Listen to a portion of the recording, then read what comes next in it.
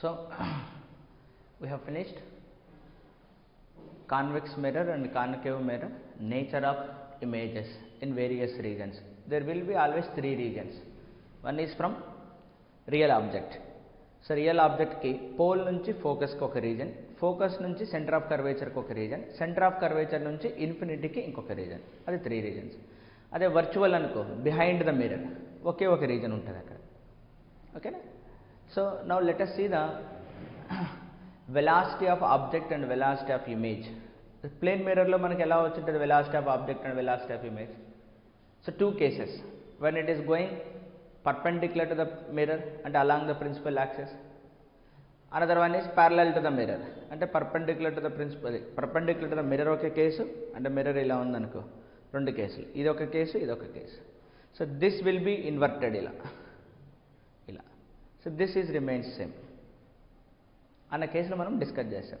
So what about in case of A curved mirrors, అంటే spherically curved మిరర్స్లో కూడా అదే case మనం డిస్కస్ చేద్దాం. Okay, so velocity of image and object, velocity of image and object.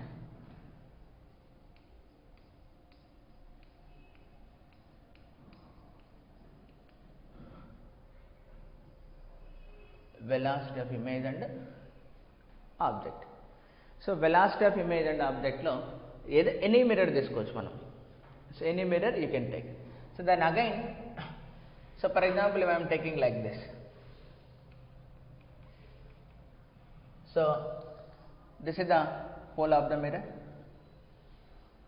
So somewhere here will be the object. We need to define the object distance, even it has some height also. Height, this is the height of the object. So now onwards I use a object distance and there will be somewhere image is formed. Let's say image will be like this. Okay, so let's say object distance I am taking like this. So position of the object from the pole of the mirror, I am taking x. Okay, small x or capital X, your wish. Let us take only small x. Position of the object from the pole. Then this is the image, position of the image from the pole of the mirror, and of course radius of curvature no changes. Notation మారుస్తున్నా ఎందుకంటే velocity కూడా v అనే symbol ఇస్తాం కదా, velocity కూడా v u లే symbol ఇచ్చుకుంటాం కదా మనం, అందుకని సింబల్ మార్చాను. Let's say height of the object I will not change, that is height of the object and height of the image, that I will not change. Okay, so ఇప్పుడు velocity అంటే మనం ఎలా define చేస్తాం? So velocity అనగానే ఇమ్మీడియట్గా మనం d/dt of x, అంతే కదా. So this is the idea. మరి ఆబ్జెక్ట్ అన్నది ఎలా మూవ్ అవుతుంది? Along the principal axis move అవుతుందా, perpendicular to the principal axis move అవుతుందా, లేకపోతే సమ్ యాంగిల్ తోటి మూవ్ అవుతుందా? So how many cases will be possible for me? 3 cases will be possible for me. Along the principal axis, perpendicular to the principal axis, with certain angle. So let us take the case 1, simplest case. Case 1. So along principal axis,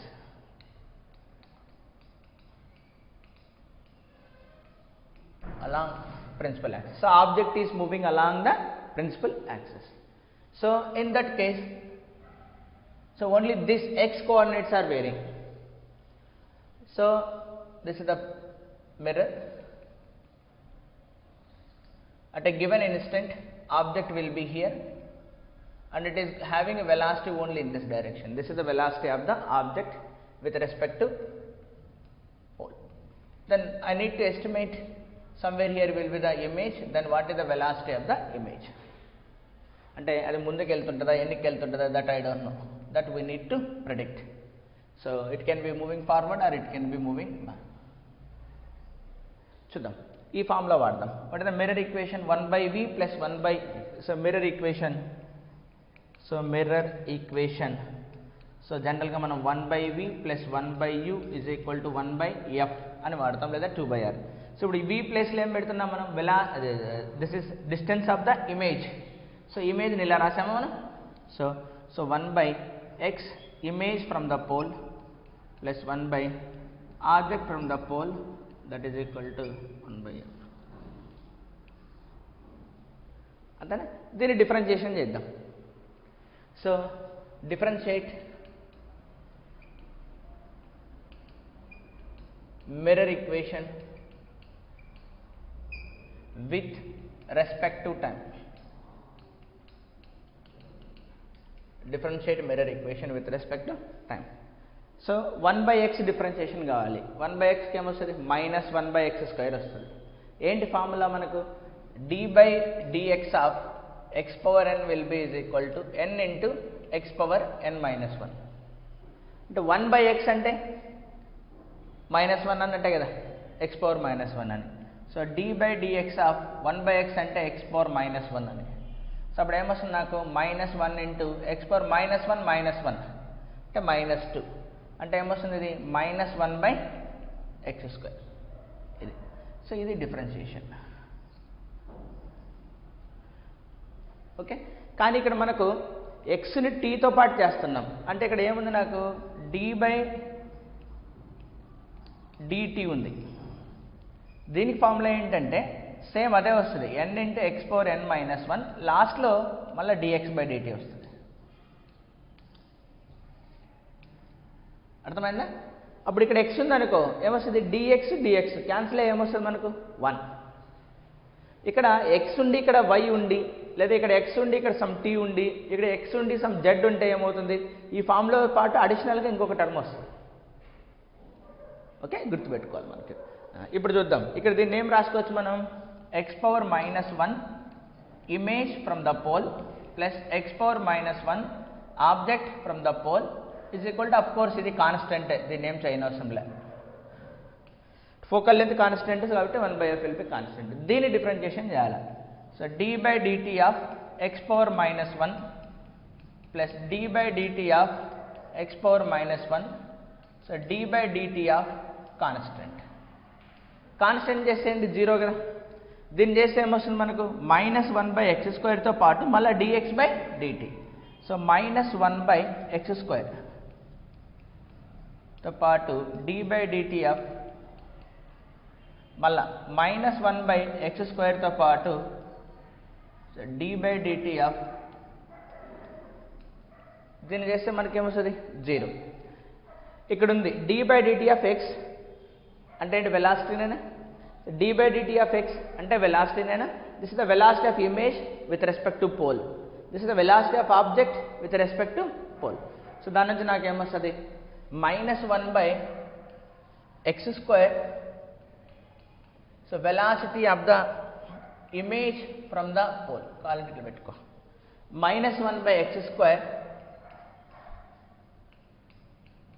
so velocity of the object from the pole is equal to 0. మనకు కావాల్సింది ఏంటి? Velocity of image. ఇది ఇటు నుంచి అవార్డు వైపు పంపించు. So అప్పుడు ఏమొస్తుంది? Velocity of the image divided by x² is equal to -1/x² velocity of the object. దీన్ని ఇటు పంపిద్దాం. So velocity of the image will be is equal to minus, ఇక్కడ పెడితే xip divided by xop whole square into velocity of the object from the pole.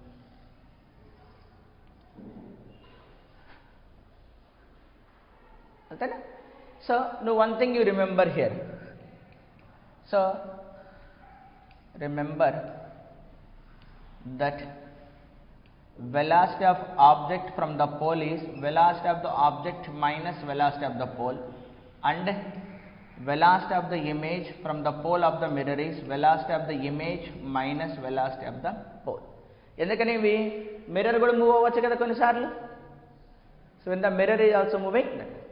So అంటే ఫైనల్గా నీకు case 1లో along principal axis object వెళ్ళేటప్పుడు velocity of image కావాలి with respect to pole. అంటే ఏం కావాలి మనకు?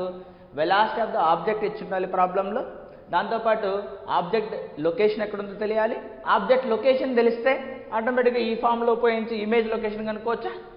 అంటే ఫోకల్ లెంత్ ఇచ్చింటే అర్థమైందా? అవే అడుగుతాడు, ఇంక అంతకన్నా నీకేం లేదు. సో ఏ ఫార్ములా అయినా మనం ఎలా అప్లై చేయాలి? Along with sign convention.